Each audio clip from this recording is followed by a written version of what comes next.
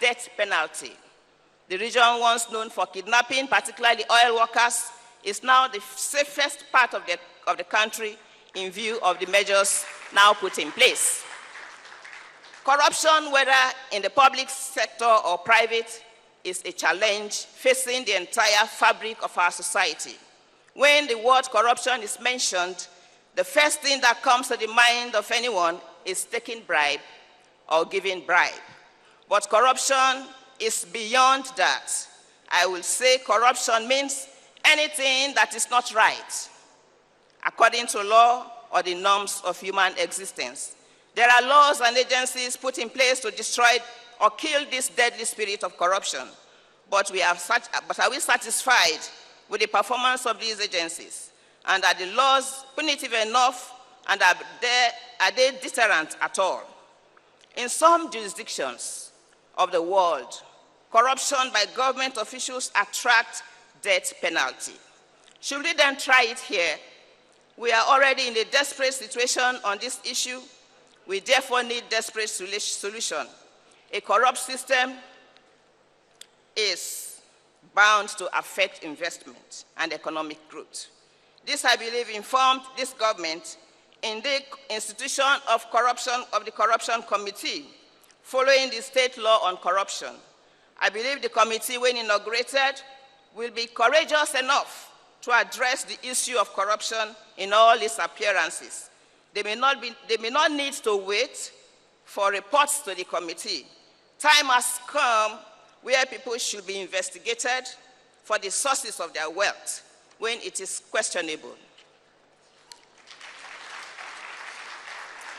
It should not be for only those in government or in the public sector.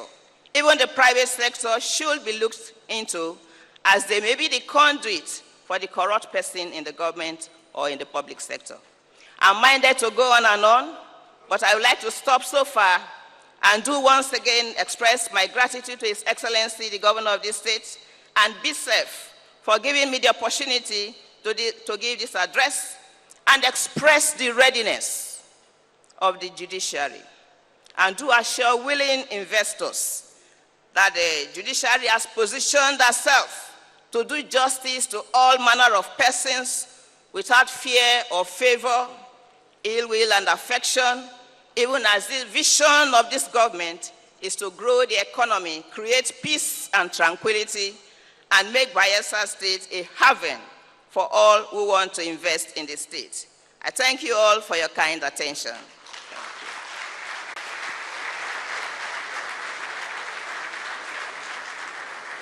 The Chief Justice of Bayelsa, Kate Abir. Chief Judge, I will get that right one day, Madam. The Chief Judge of Bayelsa State, Chief Justice Kate Abiri, ladies and gentlemen. You see,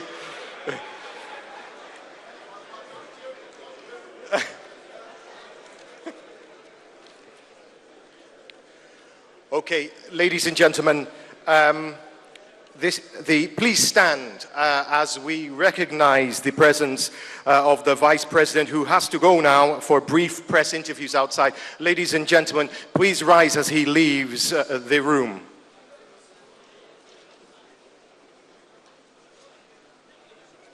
What? Can you cue the national anthem, ladies and gentlemen?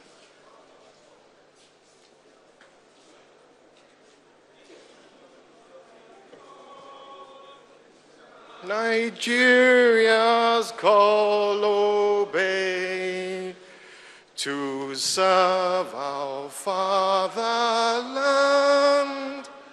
with love and strength and faith.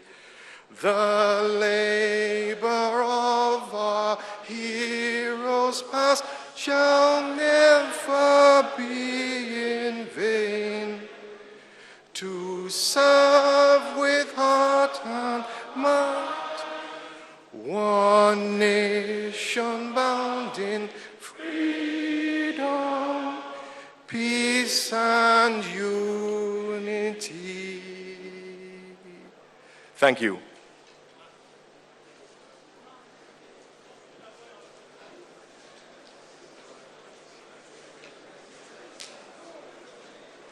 Now, as we witness the Vice President's departure, we will continue with the goodwill messages.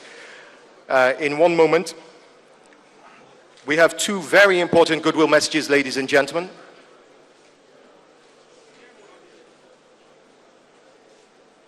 So could I please call?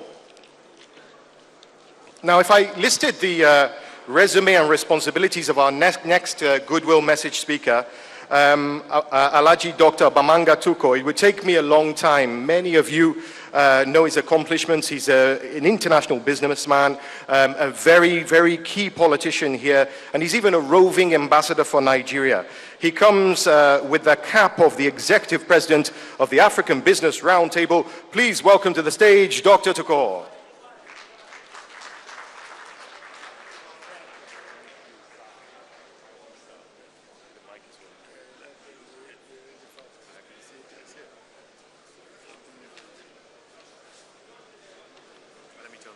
If you could please now take your seats quickly for the next goodwill message.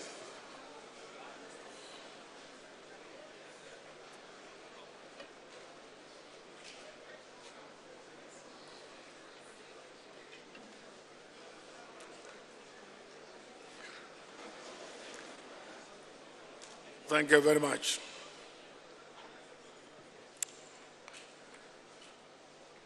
His Excellency, the Vice President, representing the President, Jonathan.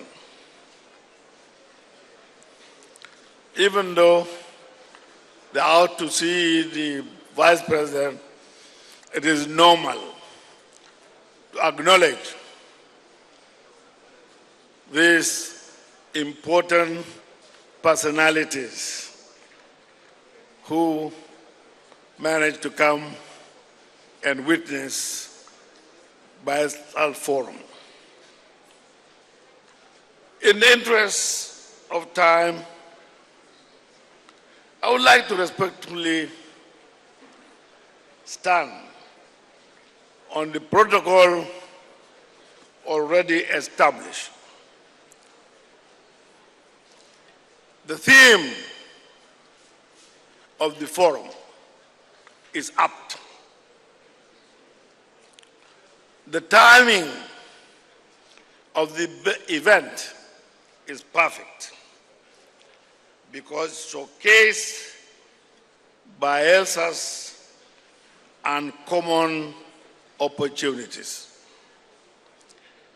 Creating favorable environment gives room for wealth creation and prosperity for the good of all people.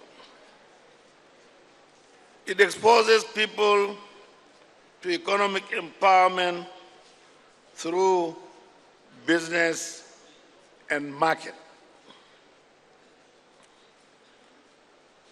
Bordered by the Atlantic on both the south and the western flanks, Bayelsa State is well situated and should be a major hub for huge investment in oil and gas.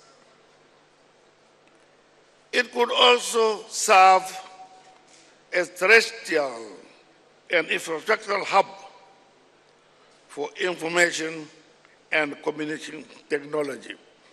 I'm happy the Minister for Communication is also around, as well as the Minister for Oil and Gas, Petroleum.